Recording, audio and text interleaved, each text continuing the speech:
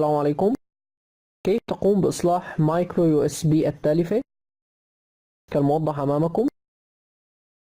لإصلاحه يلزم اقتناء كونيكتور ميل مايكرو يو اس بي جاك من موقع علي إكسبريس، ويفضل اقتناء النوع الذي لا يحتاج إلى أي لحام كالنوع الموضح أمامكم.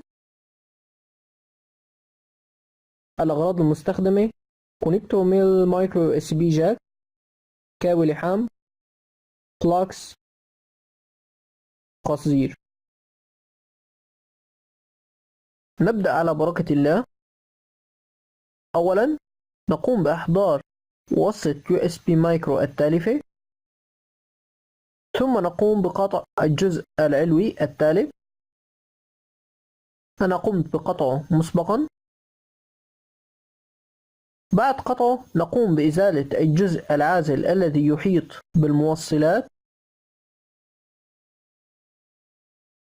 ثم نقوم بترتيب الموصلات على الألوان التالية: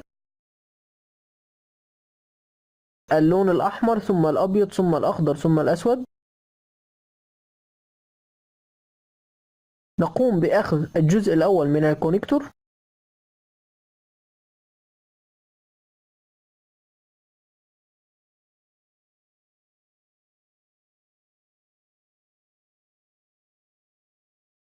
بحيث يكون هذا الجزء هو الجزء العلوي،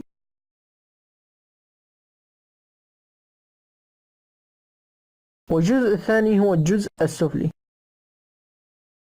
نقوم بتدويره إلى الجزء العلوي وإدخال أطراف الموصلات داخلها كما هو موضح أمامك.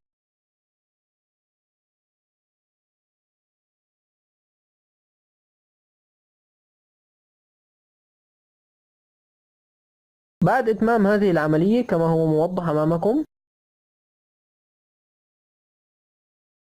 نقوم بالتقاط الجزء الثاني من الكونيكتور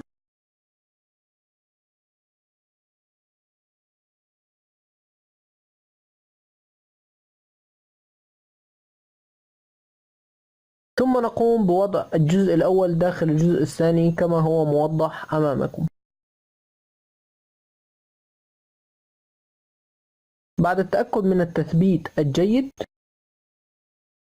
نقوم بالتقاط أغطية الكونيكتور ونقوم بتركيبها كما هو موضح أمامكم.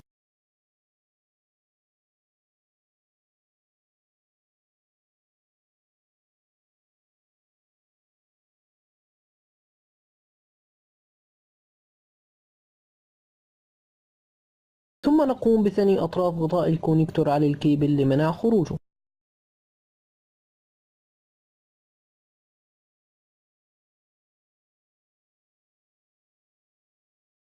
بعد الانتهاء من ذلك كالموضح بالشكل،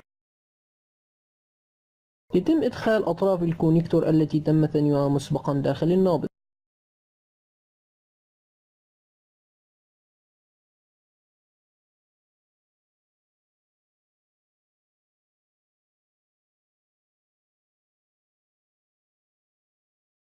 بعد الانتهاء من هذه المرحلة كالموضح،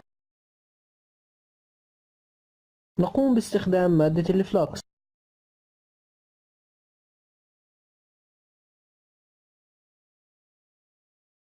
بعد ذلك نقوم باستخدام كاوي اللحام والقصدير لتثبيت طرف النابض مع غطاء الكونيكتور، وذلك لمنع خروجه.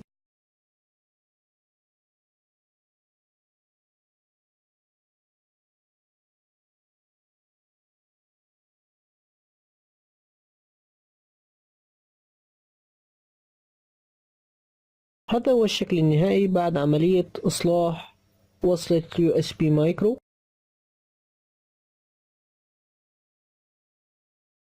الآن نمر إلى عملية الاختبار ونبدأ. بسم الله الرحمن الرحيم.